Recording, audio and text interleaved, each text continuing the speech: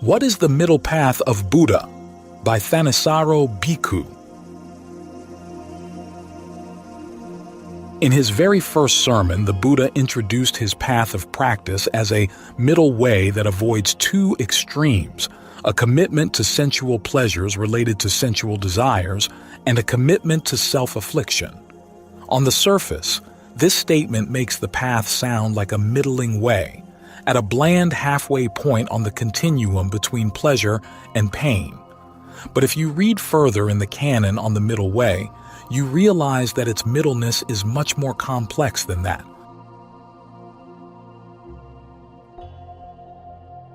The middles of the middle way.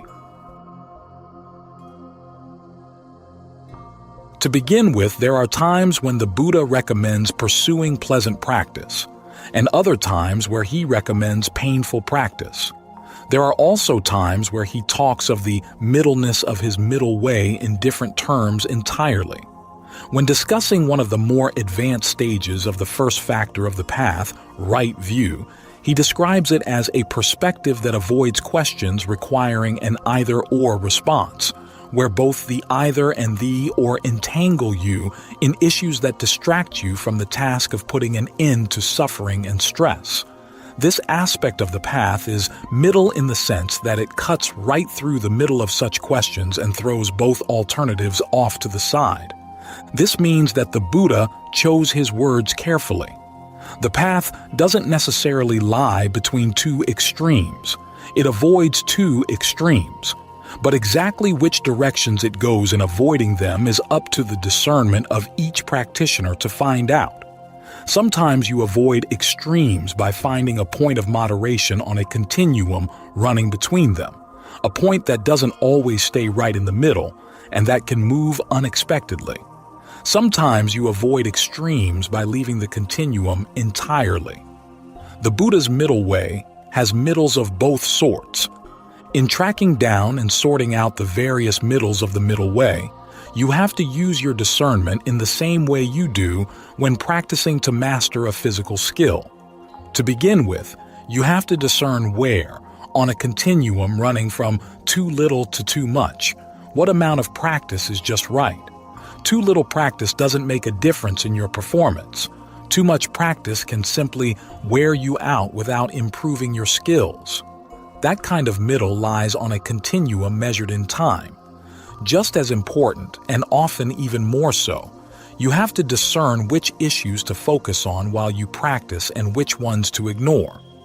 This involves finding a middle that lies off any continuum entirely.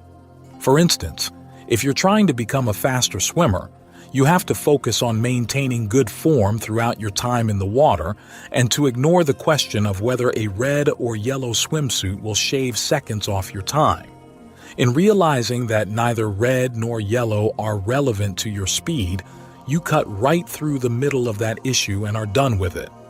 The Buddha himself saw the parallels between the path of practice leading to the end of suffering and the practice involved in mastering physical skills. In explaining the path, he often drew similes from the ways in which cooks, carpenters, and archers had to practice to hone their abilities.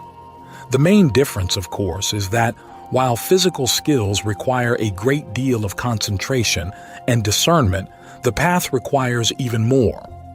Once the Buddha's attendant, Ananda, stopped while on his alms round to watch a group of young princes practicing archery. On returning to the Buddha, he expressed amazement at the accuracy of their aim. The Buddha responded, "What do you think, Ananda? Which is harder to do, harder to master, to shoot arrows through a tiny keyhole without missing, one right after the other, or to take a horsehair split into 7 strands and pierce a tip with a tip? This, Lord, is harder to do, harder to master, to take a horsehair split into 7 strands and pierce tip with a tip. And they, Ananda, pierce what is even harder to pierce, those who pierce as it actually has come to be, that this is stress, who pierce as it actually has come to be, that this is the origination of stress. This is the cessation of stress. This is the path of practice leading to the cessation of stress. Samyutta Nikaya 46-45. In other words, the path to the end of suffering is a skill that, like archery, requires accurate aim, but the level of discernment needed to develop that accuracy is of a much higher order. So when trying to understand the various middles of the middle way, both those that are on a continuum and those that are off, it's useful to keep in mind the middles discerned in mastering a physical skill.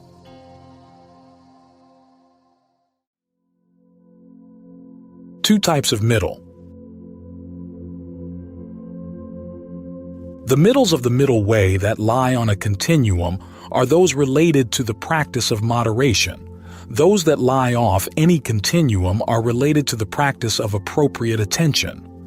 Although these two practices focus on different aspects of the path, they have one important feature in common. They both avoid the extremes of commitment to pain and to sensual pleasure, not by avoiding pain and pleasure, but by using pain and pleasure as tools, whenever appropriate, to help the mind abandon its unskillful qualities.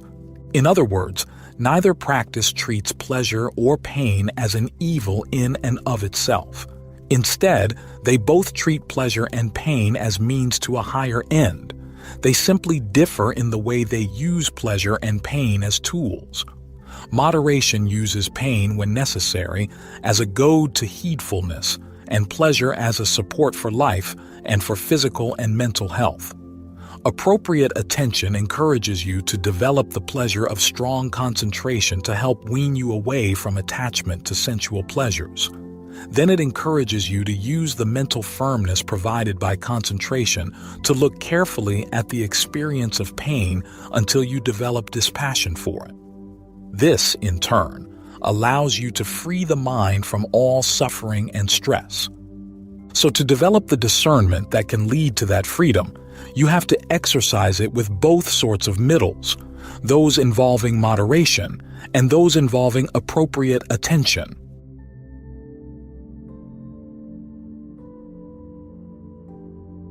The middles of moderation. The practice of moderation, in which you try to find an ideal point of balance on a continuum between two extremes, relates primarily to the factors of the path related to virtue and concentration, although discernment necessarily plays a role in governing how this is done. For instance, with virtue, if we compare the precepts recommended by the Buddha, no intentional killing, stealing, illicit sex, lying, or taking of intoxicants, with the precepts taught by the other contemplative schools of his time, we find that the Buddha's precepts lie between two extremes.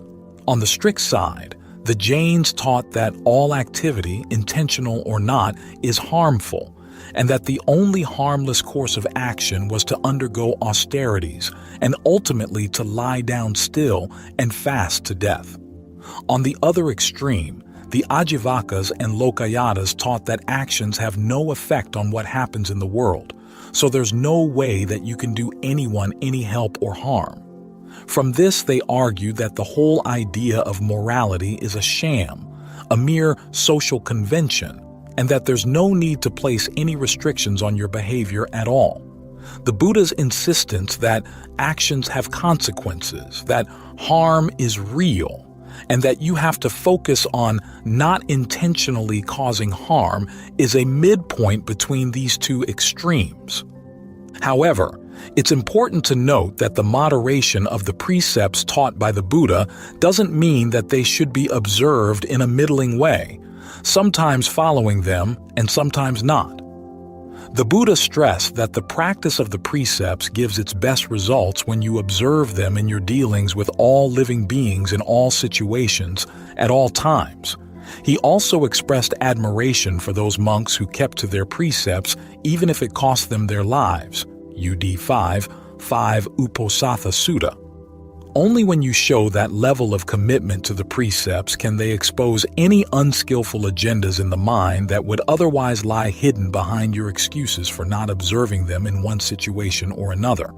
So even though the precepts are moderate in their strictness, the commitment they call for is extreme. This is one of the ways in which the middle way is not a middling way. It's both moderate and radical at the same time.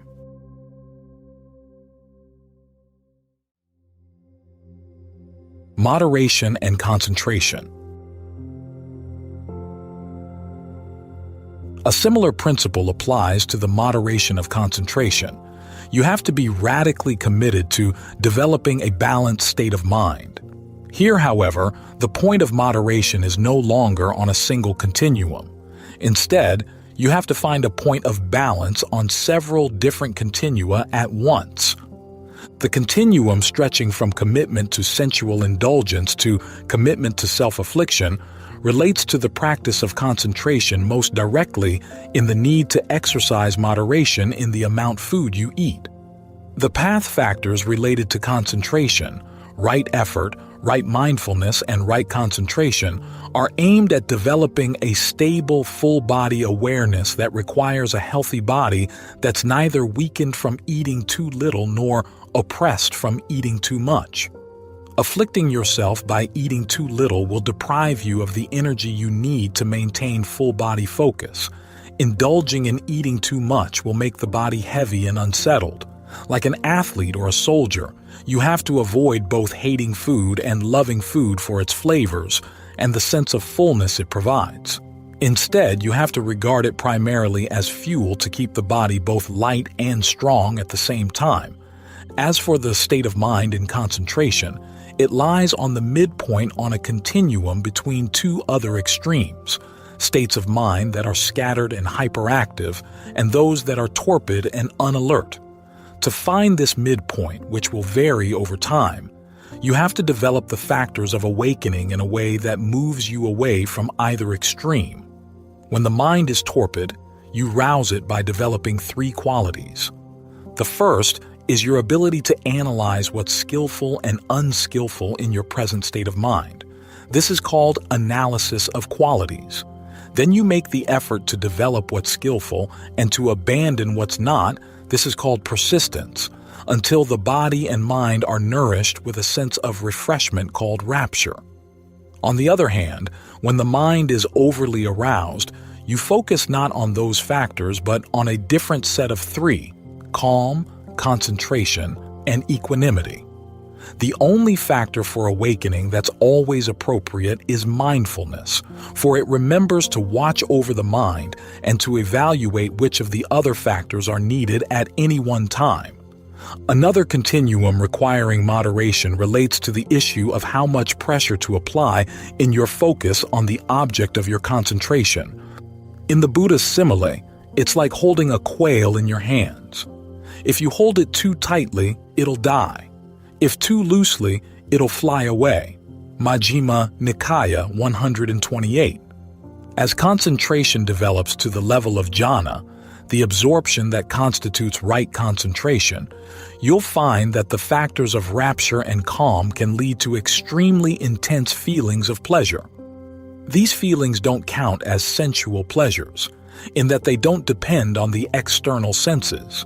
Instead, they're classed as pleasures of form, the sense of well-being that comes from fully inhabiting your inner sense of the form of the body.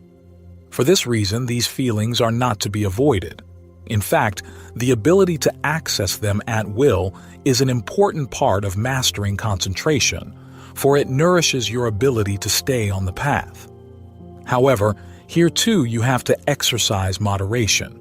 If you get stuck on the more blatant levels of pleasure in the beginning stages of jhana, you prevent yourself from reaching the more balanced stability of the higher stages, in which intense pleasure and rapture fade away, leaving the evenness of pure equanimity. The concentration that results from following these instructions is balanced and moderate, both stable and fully aware. But the commitment it requires is extreme. The Buddha recommended developing it at all times and in all situations. Here again, the moderation of the path has its radical side.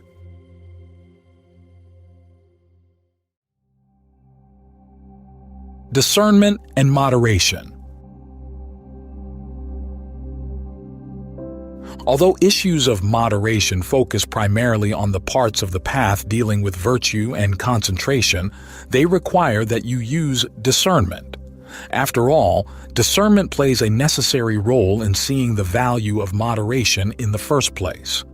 Appreciating moderation, to say nothing of mastering it, requires a higher level of intelligence than the intelligence used in chasing after extremes.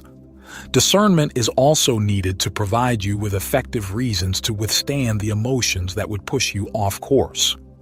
Without this sort of discernment, it's all too easy to push too hard when you feel enthusiasm or to slack off when your enthusiasm wanes, leading you to waste time swinging back and forth between two fruitless extremes.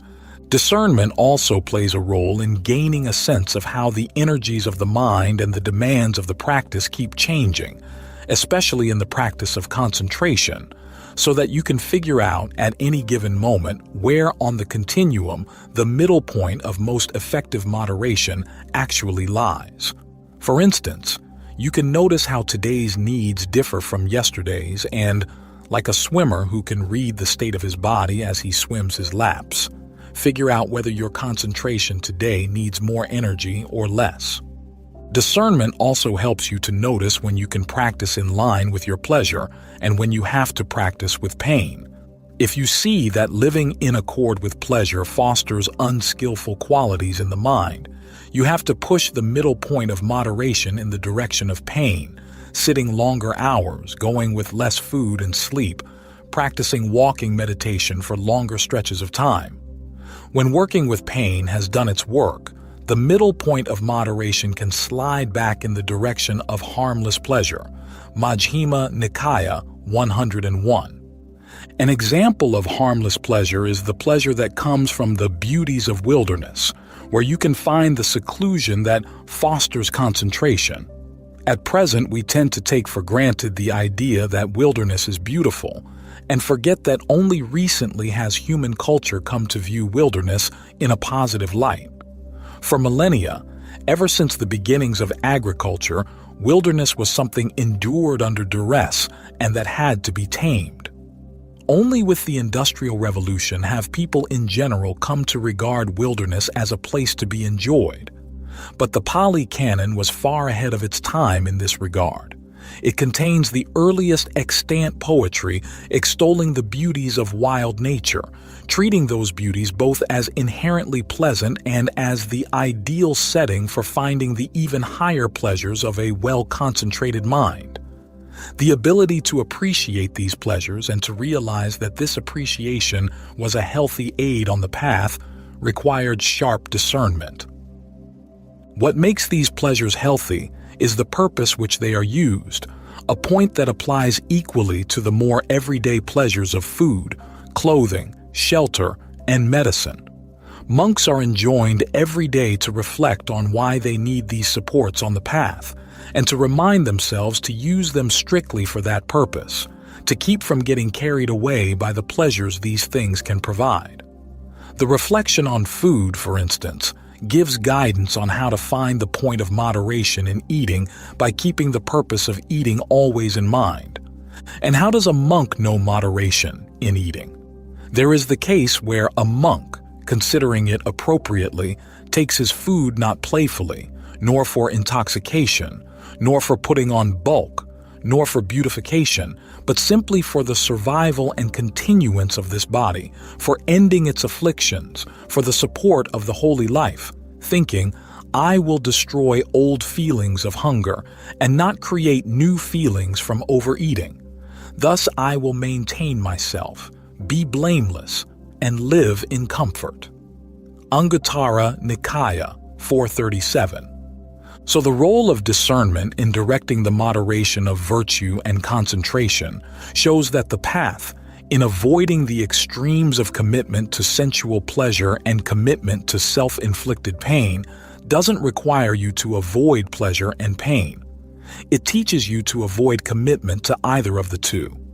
In other words, it doesn't view either pleasure or pain as an evil or a good in and of itself. Instead, it uses both of them as tools, whenever appropriate, for a higher good, cleansing the mind of its unskillful qualities. This requires that you use your discernment to see when these tools are best used and best put aside, by determining, at each stage of the path, where on the point of effective moderation lies.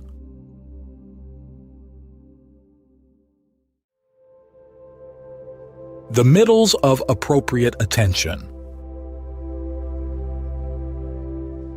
When discernment turns to the larger questions of understanding the framework of the practice, in other words, when it focuses on the processes of discernment itself, its middleness is no longer a shifting point on a continuum. It becomes a range of points off the continuum entirely. In cases like this, the middleness of the path is less a matter of moderation and more one of appropriate attention, knowing which questions to focus attention on at any particular time, and which to cut through the middle and put aside. The questions to focus attention on are those dealing with the duties appropriate for the Four Noble Truths: how to comprehend suffering, how to abandon its cause, how to realize the cessation of suffering, and how to develop the path to that cessation. The focus on suffering shows again that avoiding commitment to pain and sensual pleasure doesn't mean avoiding pain and pleasure entirely. You learn to sit with the pain of suffering so that you can really comprehend it. You develop the factors of the path, which include the non-sensual pleasures of strong concentration, that allow you to sit with pain without feeling the need to run away from it in the direction of sensual pleasure. This is what allows you to fulfill the duties appropriate to all the noble truths, and so to reach the end of suffering. To stay focused on the questions related to the noble truths, however, you have to learn to how put aside any questions that cling to issues that would get in the way of performing the duties appropriate to those truths. This is where the middleness of appropriate attention shows its radical side, for it cuts through the middle many of the questions that people normally ask themselves about themselves and the world around them. These inappropriate questions increase in subtlety as you progress along the path, but they all come down to two sorts of clinging that can develop directly around the practice of the path: clinging to the practices of the path as if they were the goal of the path, and clinging to a sense of identity fashioned around those practices. The need to avoid these two types of clinging, and the need, at the same time, to develop a path of practice that risks giving rise to them, is related to a concept central to the Buddha's analysis of the stress and suffering that the path is designed to end. That concept is becoming.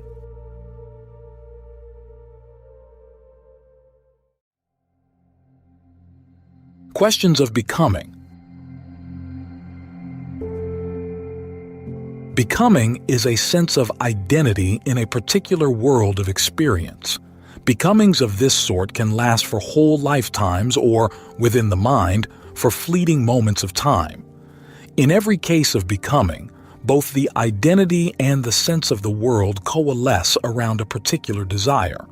The identity relates to the desire in two ways, both as the self that wants to experience the object of the desire and as the self that wants to develop, or already has, the powers that will bring that object about.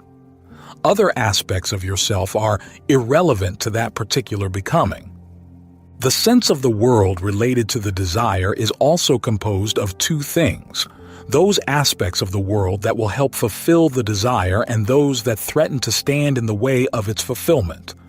Anything irrelevant to the desire won't count in that particular sense of the world. For instance, suppose you want a drink of water. The self in the becoming that coalesces around that desire is composed of the mental acts that hope to quench a thirst and the parts of your body and mind that will be involved in finding the water you want.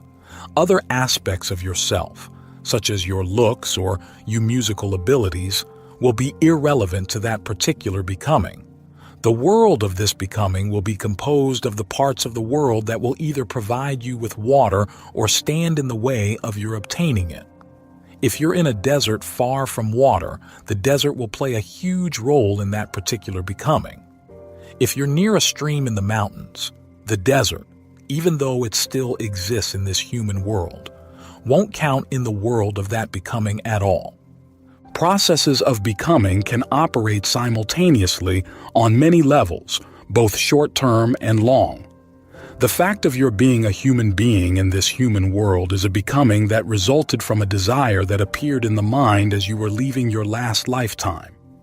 Within this larger becoming, there are many shorter-term becomings that coalesce around particular desires related to possibilities in the physical world. There are also many more fleeting becomings that are purely mental, as when you conceive a desire to think and take on the role of the thinker thinking the thought, or of an actor in the world of your thought.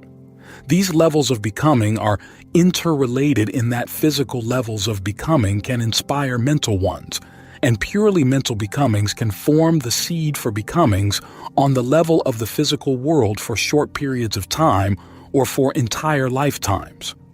The process of becoming is related to the issue of suffering and stress because any desire leading to becoming is also a cause of stress.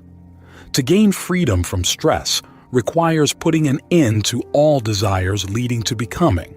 The Buddha identified these desires as falling into three categories. The first two are intuitive, sensual desire and desire for becoming itself. The third, the desire to put an end to any existing becoming, is counterintuitive, but it can be explained in that any action to destroy a becoming requires taking on an identity built around the desire to see it destroyed. This in turn forms the seed for a new becoming. But even though this third type of desire can be explained as a cause of becoming, it presents a strategic problem for any path of practice aimed at the ending of stress and suffering. How to allow becoming to end without getting involved in the desire to destroy becoming. In ITI 49, the Buddha presents his solution to this problem as a middle way between the desire for becoming and the desire to end any existing becoming. That middle way is to see what has come to be simply as what has come to be. ITI 49 gives no further explanation of what this means, but other passages in the Canon concerning the path show that this approach requires a two-stage strategy. The first stage is to use virtue, concentration, and discernment to provide a stable state of concentration, a poised state of becoming that allows you to observe the processes in the mind as they are happening, or, in the words of ITI 49, as they have come to be. The second stage is to use discernment based on this stable becoming to watch those processes without reference to a self, or a world, or no self, or no world, as a context for those processes. In other words, you watch the processes simply as processes without reference to the question of whether there is or isn't a self watching the processes, or to the question of whether there is or isn't a self or a world standing behind them. At first, this sort of discernment is applied to all processes outside of those involved in maintaining virtue, concentration, and discernment. Ultimately, it's applied to those processes as well. This leads eventually to a dispassion for all processes, at which point the desires related to becoming simply end on their own. That's the end of all suffering and stress.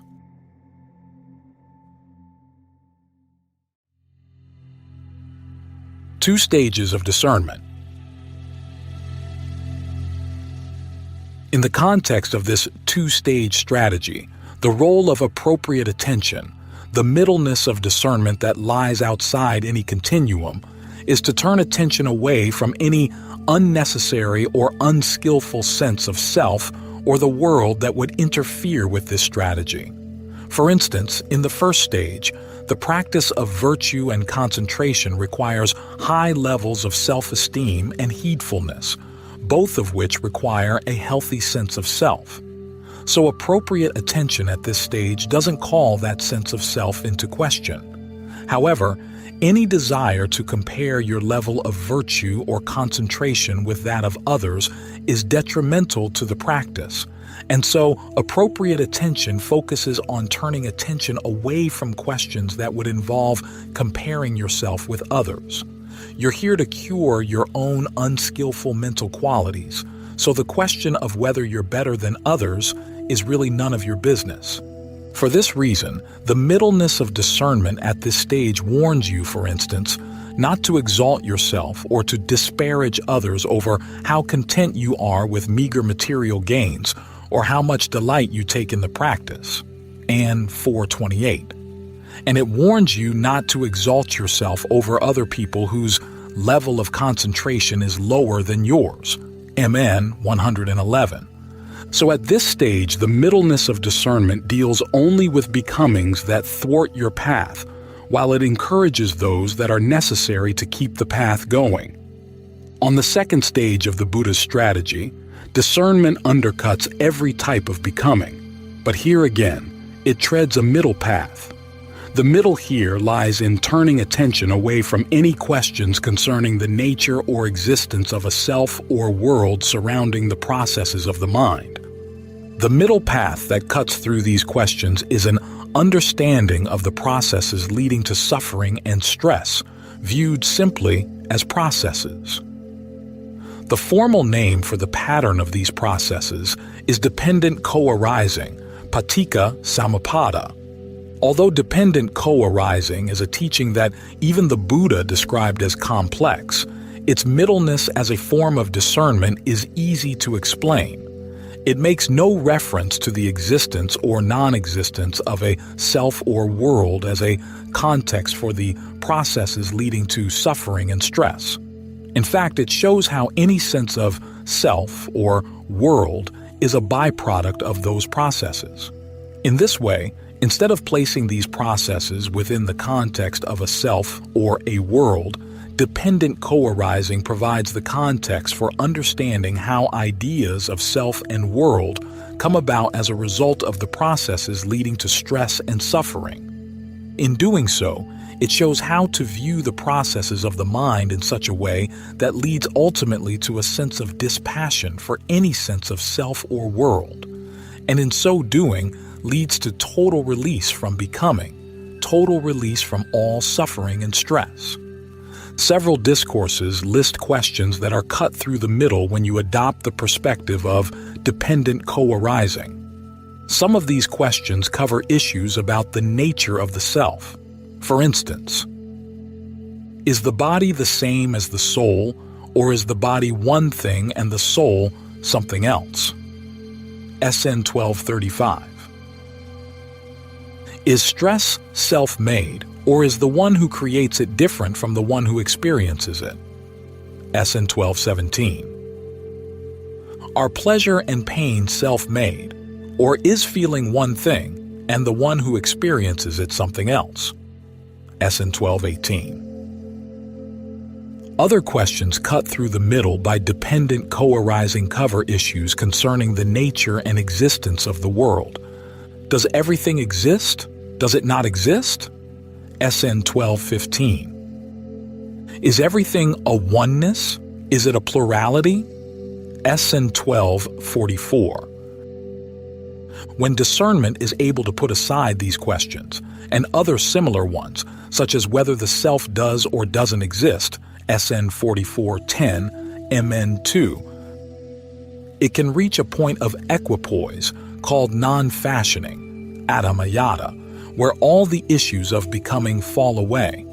It's in this way that the Buddha's middle way cuts through the middle of the challenge posed by the desire for becoming and the desire for non-becoming, allowing the experience of all becomings, including the becoming of the path, to fall away, leaving total release.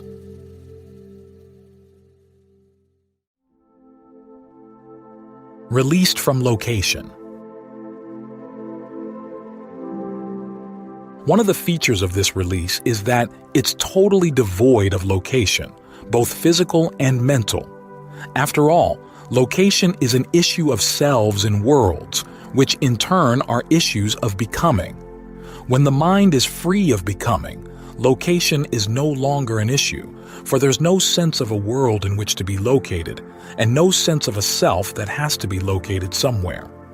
This is how the various middles of the middle way, the middles of moderation and the middles of appropriate attention, prepare the mind to cut through one of the final middles faced on the path, the issue of moving or staying in place.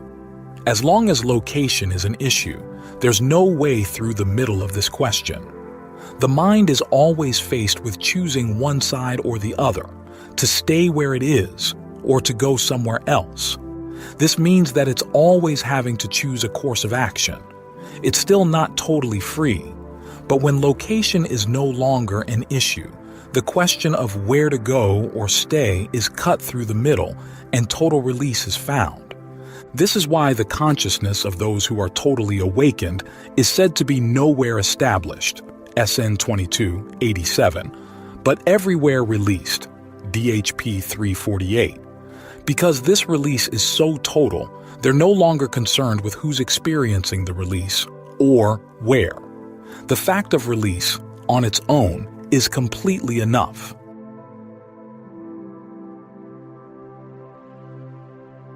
Piercing a moving target. It's worth noting that the number of discourses dealing explicitly with the middleness of dependent co-arising, 8, is more than twice as large as the 3 dealing explicitly with the middleness of the path as a whole. This fact is apparently related to the fact that the issues of appropriate and inappropriate attention are more complex and present a larger number of pitfalls than the issues of moderation. However, what's even more noteworthy is that the total number of both sorts of discourses is so small when compared with the vast number of discourses the Pali Canon contains. The Canon rarely discusses the issue of the middleness of the middle way at all. This may be because many of those other discourses, even though they don't explicitly mention the middleness of the Buddha's path, treat it implicitly. The issue of moderation, for instance, lies in the background of every discussion of the path, whether dealing with issues of virtue or with issues of concentration and discernment. Appropriate attention lies in the background of every discussion covering any of the 4 noble truths. But more importantly, the small number of discourses devoted explicitly to the middle way may also be related to the fact that only so much can be said about middleness in words. Most of the issues surrounding the middleness of the path can be settled not by thinking about it in the abstract, but by dealing with the detailed ups and downs you encounter in your own mind, both as it creates suffering and stress, and as it develops the path to bring suffering and stress to an end. The challenge of finding the many middles of the middle way, which often involves trying to pierce the center of an erratically moving target, exercises and sharpens your discernment so that it can find the end of suffering where it matters most, not in the abstract, but in the middle of your own heart and mind.